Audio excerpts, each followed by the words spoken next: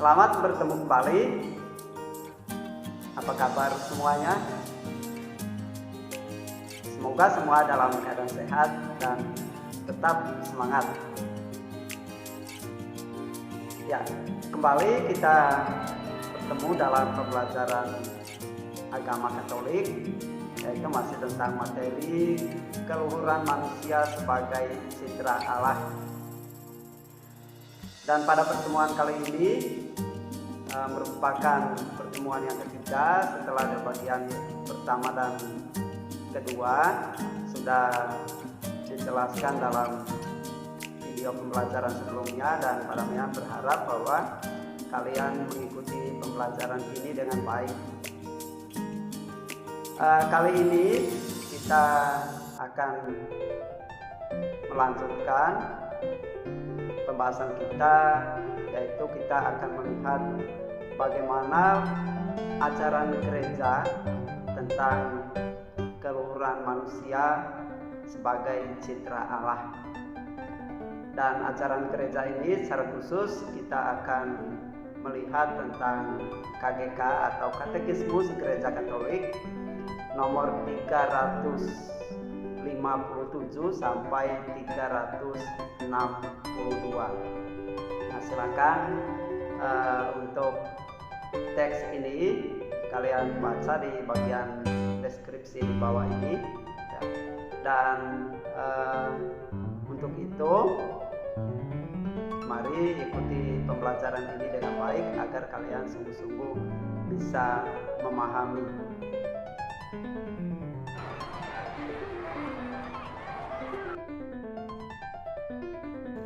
KGK nomor 357 sampai 362 berbicara mengenai keluhuran manusia sebagai citra Allah. KGK 357 mengajarkan bahwa manusia adalah seorang pribadi, bukan hanya sesuatu. Ia mengenal dirinya dan hidup bersama dengan orang lain. Setiap orang dipanggil untuk mengimani penciptanya. Ini semua terjadi karena manusia diciptakan sebagai citra Allah. Allah menciptakan manusia dan diberi kuasa untuk menguasai alam dan melayani Tuhan yang telah menciptakan segala sesuatu untuknya. Di mata Allah, manusia sungguh bernilai dibandingkan dengan ciptaan lainnya. Bandingkan KGK nomor 358. Misteri tentang manusia hanya dapat dipahami dengan mengacu pada misteri Sang Sabda yang menjelma menjadi manusia. Nih, silakan dibaca dari KGK nomor 359. Umat manusia adalah satu kesatuan karena mempunyai asal yang sama, yaitu Allah. Maka semua manusia adalah saudara dan saudari di dalam Tuhan. Silakan baca KGK nomor 360 sampai 361. Dan manusia merupakan makhluk rohani, walaupun ia mempunyai tubuh jasmani. KGK 362. Demikian mengenai ajaran gereja tentang keluhuran manusia sebagai citra Allah yang bisa kita baca dari KGK 357 sampai 362. Berikut akan dijelaskan mengenai arti kata manusia, pribadi, dan individu. Yang pertama, manusia berasal dari kata manu, yaitu dari bahasa Sanskerta yang berarti berpikir,